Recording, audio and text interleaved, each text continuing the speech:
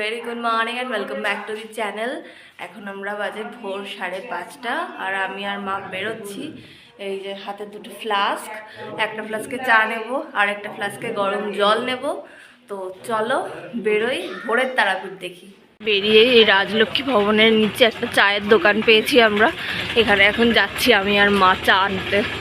সেবাশ্রম সংঘ এর উল্টো দিকে চায়ের দোকানটা আমরা খোলা পেয়েছি, এখন এসেছি চা নিতে। সকাল 6:30, আমি মা বাপি তিনজন মিলে যাচ্ছি মায়ের মন্দির একবার দেখতে। নাট মন্দির থেকে হয়তো একবার মাকে দেখবো আজকে, দেখা যাক কি হয়। বেলা মায়ের মন্দিরের এই হচ্ছে সিন, প্রচণ্ড ভিড় আজকে, খুব লাইন আছে ভোরবেলা থেকেই। এই মা তারা সরণির সামনে থেকে আবার চায়ের দোকান আছে একটা, ওখানে লিকার চা খাচ্ছি সবাই মিলে। দেখো আমরা নাট মন্দির থেকে মাকে দর্শন করছি। সকালের তারাপীঠ মহাশ্মশান, সকাল 8:40 আর আমরা চেক আউট করে গেছি আমাদের তারাপীঠের হোটেল থেকে। এখন আমরা রওনা দিচ্ছি শান্তিনিকেতনের উদ্দেশ্যে। শান্তিনিকেতনের উদ্দেশ্যে রওনা দেওয়ার আগে আমরা একবার যাচ্ছি ব্রেকফাস্ট করতে সবাই মিলে, কারণ ব্রেকফাস্ট করে আমরা তারপর বেরোবো, নইলে অনেকটা পৌঁছতে লেট হবে। প্লাস ওখানে আমাদের হোটেল যেহেতু আগে থেকে ফিক্সড করা নেই, হোটেলেও খুঁজতে হবে, তাই জন্য আমরা আগে ব্রেকফাস্ট করে নিচ্ছি, নইলে সবার খিদে পেয়ে যাবে। হোটেলের সামনে থেকে সোজা চলে এসে এখানে রয়েছে কৃষ্ণা হোটেল, আমরা এখানে খাচ্ছি কচুরি। এরকম 4 পিস কচুরি আর তার সঙ্গে তরকারি, 20 টাকা প্লেট। এখন টোটোয় করে রওনা হয়ে গেছি তারাপীঠ রোড স্টেশনের উদ্দেশ্যে। আমরা স্টেশন হয়ে বোলপুর চলেই যাচ্ছিলাম, তার আগে আমাদের যে টোটো দাদা আছেন উনি বললেন যে আটলায় একবার ঘুরে যাও, সামনেই আমরা স্টেশনে যেতাম, তো তার আগে আটলায় একবার ঘুরে যাও, বাবা খ্যাপার এখানে জন্মস্থান, তো দেখে যাও একবার, এসছো যখন, তাই জন্য আমরা চলে এসেছি দেখতে। দাদার নাম্বার আমি শেয়ার করে দেবো, আমার কাছে দাদার কার্ডটা রয়েছে, শেয়ার করে দেবো নাম্বার, তোমরা এলে কন্ট্যাক্ট করতে পারো। খুব ভালো দাদা, পুরো ঘুরিয়ে দেখিয়ে দেবে।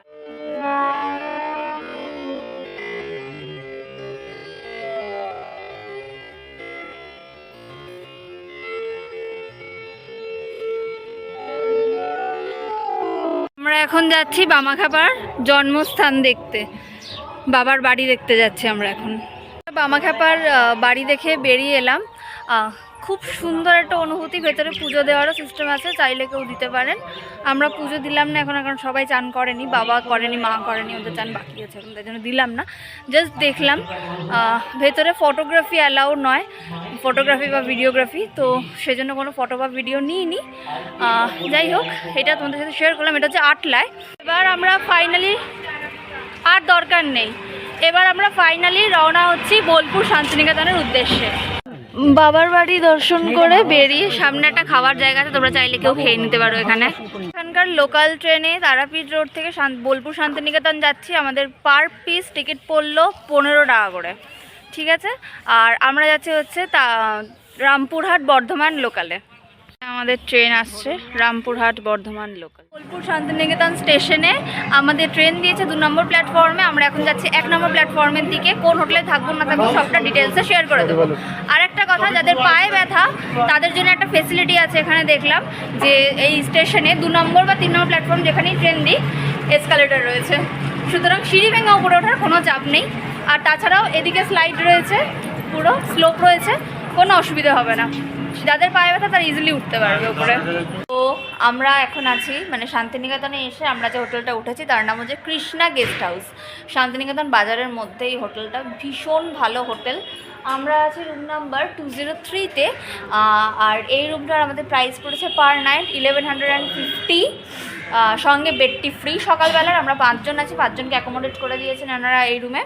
4টে বেড ছিল টোটাল, 2টো বেডকে অ্যাটাচ করে 3 জনের মতো থাকার ব্যবস্থা করে দিয়েছেন, আর 2টো সিঙ্গেল বেড আছে, যারা 2জন সিঙ্গেল সবাই শুতে পারবে। বাট রুমগুলো জাস্ট প্রিটি গুড, এত ভালো রুম যে কি বলবো, পুরো টপ নচ। রুমটাও যেরকম ভালো সেরকমই নিট অ্যান্ড ক্লিন, ওয়াশরুম আর বেশ বড় ওয়াশরুম। এখানে একটা ছোট ড্রয়িং টাইপের আছে, অ্যাকচুয়ালি এটা আগে ফুড কোর্ট ছিল, এখন ওদের ফুড সার্ভিস বন্ধ হয়ে গেছে এনাদের, তো এখন ওই জন্য ফুড সার্ভিসটা বন্ধ আছে বলে এইগুলো এমনিই রয়েছে পড়ে। বাকি এখানেও তোমরা সন্ধ্যাবেলা একটু বসে টাইম স্পেন্ড করতে পারো ফ্যামিলির সাথে। বাট বেশ ভালো প্রপার্টিটা, এই হোটেলটা আমার খুব পছন্দ হয়েছে, মানে ওইখানে যে হোটেলটা ছিল তার তুলনায় এটা অনেক অনেক বেটার। আর মানে পছন্দ হয়েছে, খুব পছন্দসই, যে কেউ যদি থাকতে চায় তো তার পছন্দ হওয়ার মতো রুম। 5জন মিলে বেরিয়ে পড়েছি হোটেল থেকে, বেরিয়ে যাচ্ছি হচ্ছে মহামায়া হোটেল, ওখানে আমরা লাঞ্চ করব। তো দেখা যাক ফুড কোয়ালিটি কেমন না কেমন, প্রাইস কি আছে না আছে, ঠিকঠাক আছে কিনা সব কিছু শেয়ার করে দেবো এই ভিডিওতে, তো দেখতে থাকো।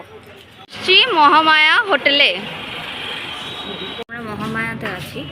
এখানে মাছ ভাত প্লেট 150 টাকা, চিকেন ভাত 160 টাকা। এবার দেখা যাক এই অনুযায়ী খাবারের কোয়ান্টিটি বা কোয়ালিটি কীরকম। ওনারা নর্মাল ওয়াটার সার্ভ করে গেছেন আমাদের। তারপরে এখানে শাল পাতায় ওনারা আমাদের লেবু, নুন আর পেঁয়াজ সার্ভ করে দিয়ে গেলেন। এবার চলে এসছে গরম গরম ভাত আর তার সঙ্গে মুসুরের ডাল। এবার চলে এসে সাদা আলুর পোস্ত। এবার চলে এসে মিক্স ভেজ মাছের মাথা দিয়ে। ওনারা এসে আমাকে একটা এক্সট্রা এখানে মাছের মাথা আবার দিয়ে গেছেন। চিকেন দিলে চিকেনের সাইজ হচ্ছে এরকম 2 পিস চিকেন থাকে, সাইজটা একদম ঠিক আছে। চাটনি, হ্যাঁ, আর পাপড়। আমাদের মহামায়ায় খাওয়া হয়ে গেছে। খাবারের কোয়ালিটি জাস্ট অসাধারণ। রাইসের কোয়ালিটি থেকে শুরু করে each and every item was too good. মানে প্রচণ্ড ভালো খাবার ছিল, কোয়ালিটি কোয়ান্টিটি। ইনফ্যাক্ট তুমি যদি চাটনি পাঁপড়ও 2-4 বার চাও ওরা দিয়ে দিচ্ছে, কোনো ব্যাপার না। প্রত্যেকটা রান্না জাস্ট অসাধারণ অসাধারণ অসাধারণ হয়েছে। মানে আমি হাইলি রেকমেন্ড করবো মহামায়া হোটেল। যারা শান্তিনিকেতনে থাকতে চাইছো আর একটু কোয়ালিটি ফুডের খোঁজ করছো তারা ডেফিনেটলি মহামায়া হোটেলে খেতে পারো। আর আমরা এখন যাচ্ছি সৃজনী ঘুরতে, সাইট সিন করতে। আমাদের পার হেড টোটোয় নিচ্ছে 20 টাকা করে। আমরা 5 জন আছি, তো আমাদের টোটাল পড়ছে 100 টাকা। পৌঁছে গেছি সৃজন শিল্পগ্রাম।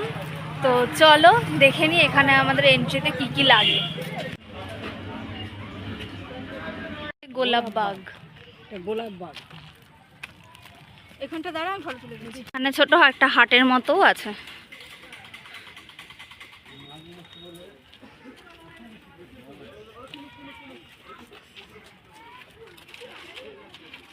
সৃজন শিল্পগ্রাম থেকে বেরিয়ে গেছি, এখন আমরা হোটেলে যাব। আবার বেরোবো 5:15-র সময়।